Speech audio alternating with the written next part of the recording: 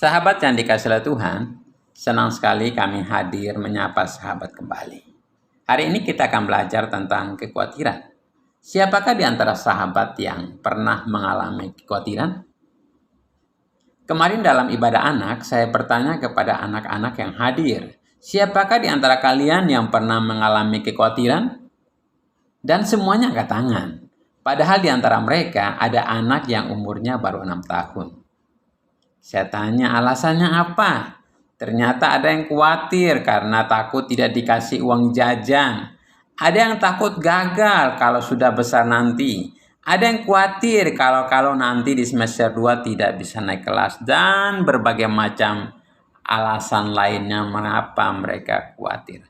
Ternyata kekhawatiran itu tidak memandang usia. Baik anak-anak sampai yang lansia pun semuanya pernah mengalami kekhawatiran.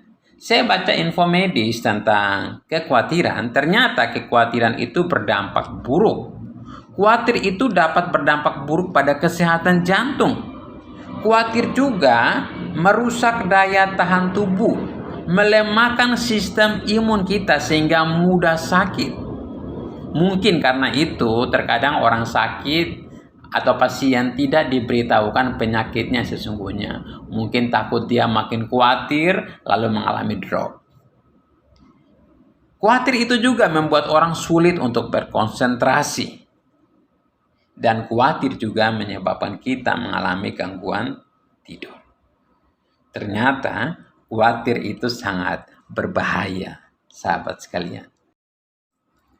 Lalu, apa kata Yesus tentang kekhawatiran? Mari kita belajar dari kitab Matius pasal 6 ayat 25 sampai ayat yang ke-34.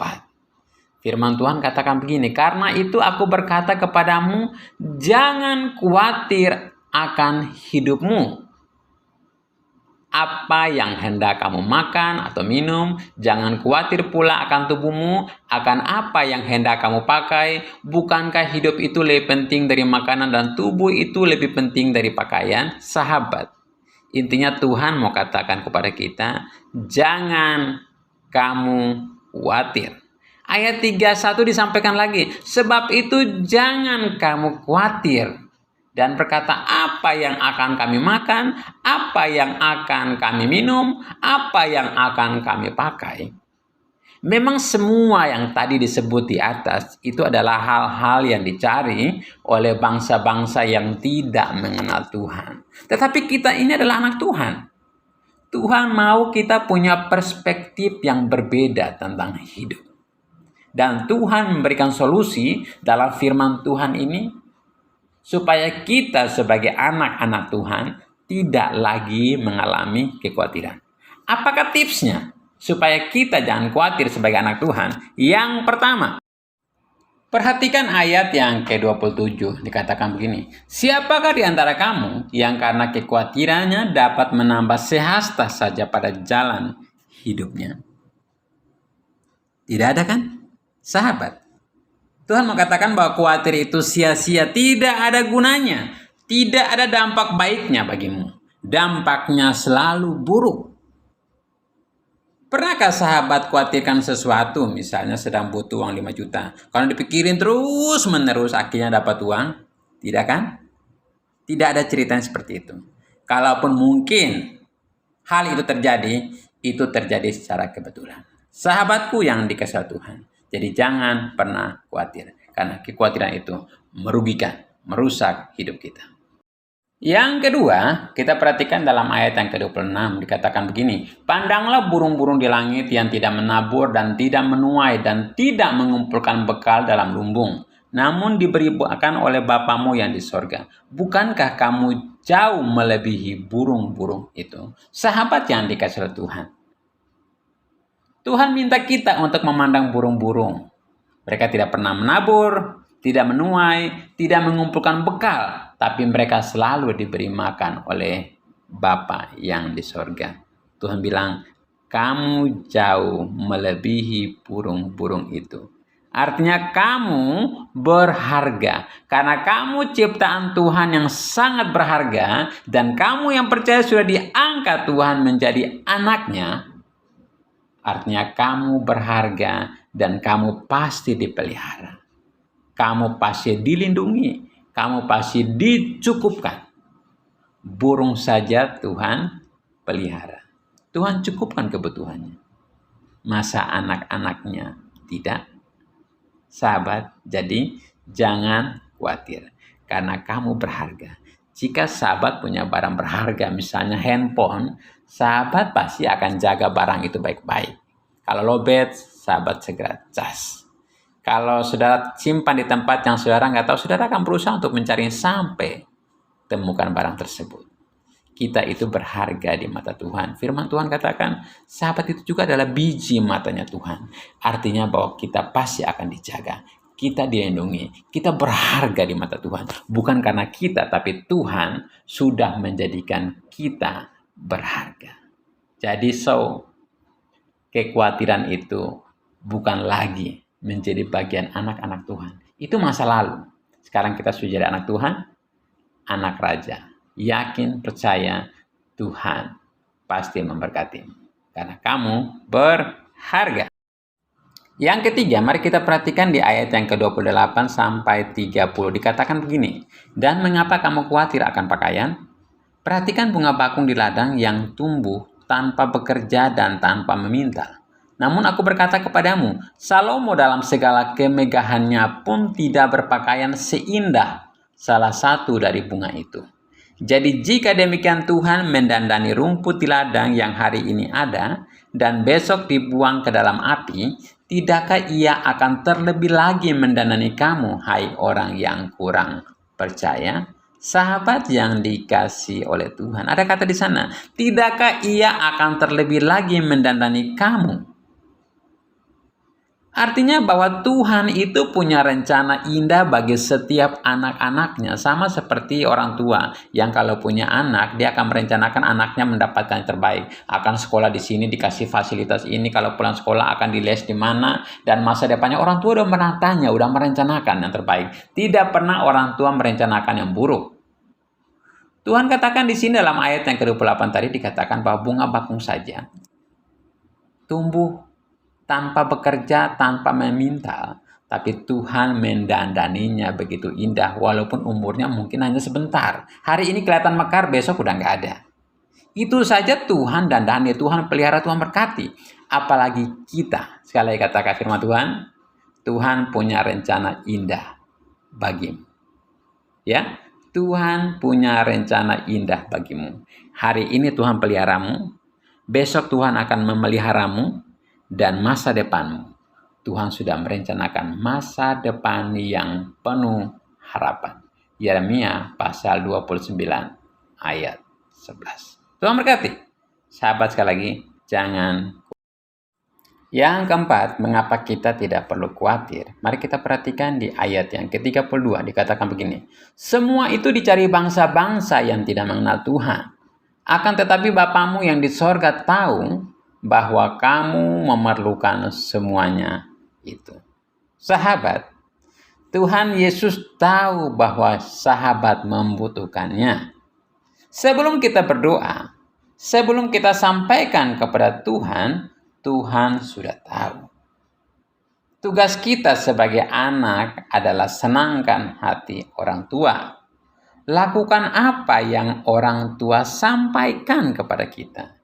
Jika anak lakukan itu, orang tua akan beri yang terbaik. Kita lihat ayat ke-33 dikatakan, cari Tuhan dan kebenarannya. Itu pesan Tuhan kepada kita sebagai anak-anak. Kita cari Tuhan dulu. Cari kebenarannya, apa yang Tuhan mau kita lakukan. Maka semuanya itu yang kita butuhkan, yang kita inginkan, Tuhan akan memberikannya kepada kita. Sahabat, jadi ini adalah 4 poin yang Tuhan mau sampaikan kepada kita terkait dengan kekhawatiran. Yang pertama, kita tidak perlu khawatir karena kekhawatiran itu sia-sia.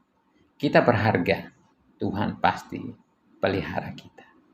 Tuhan juga punya rencana indah bagi kita. Dia ingin mendandani kita menjadi indah untuk menjadi kemuliaan baginya.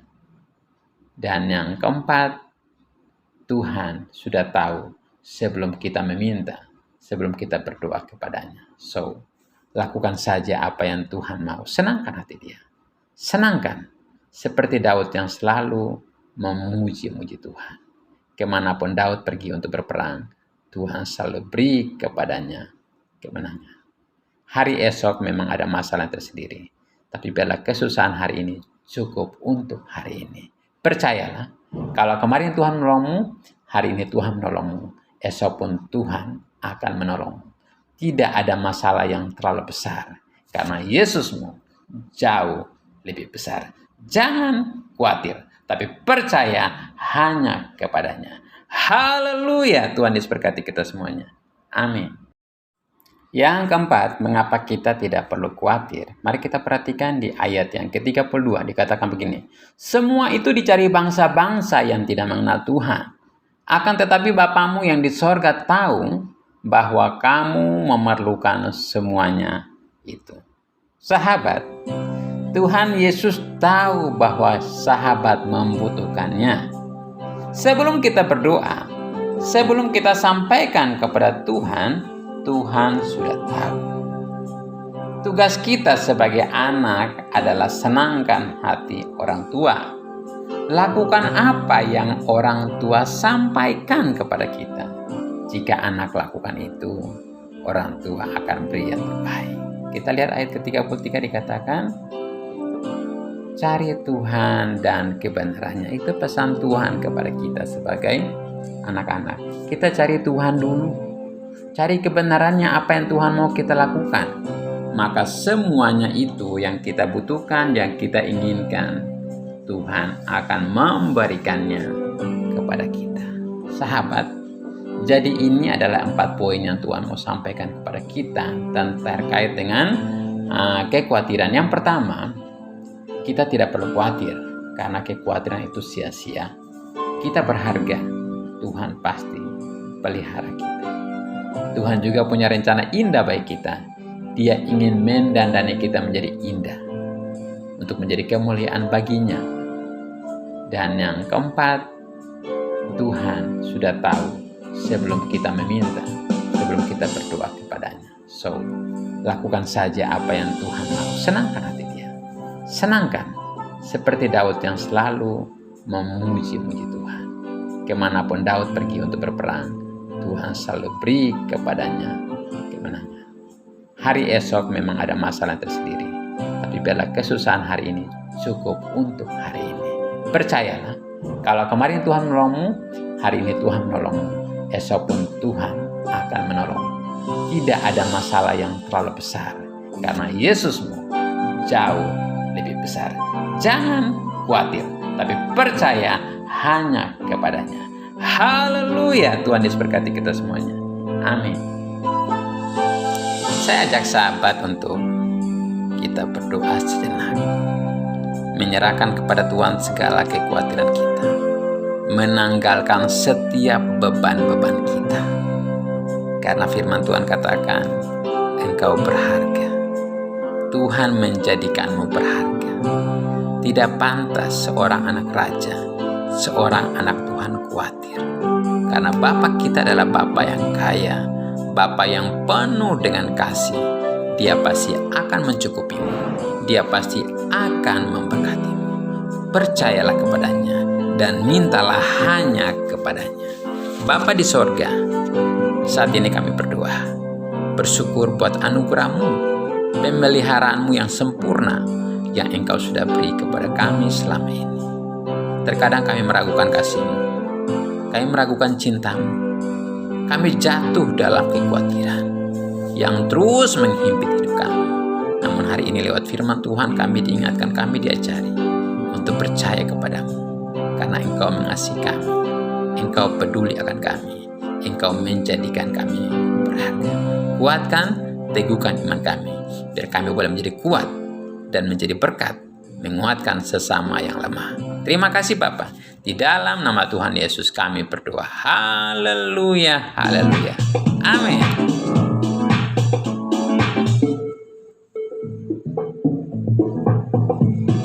Jangan kamu khawatir, burung di udara Dia pelihara.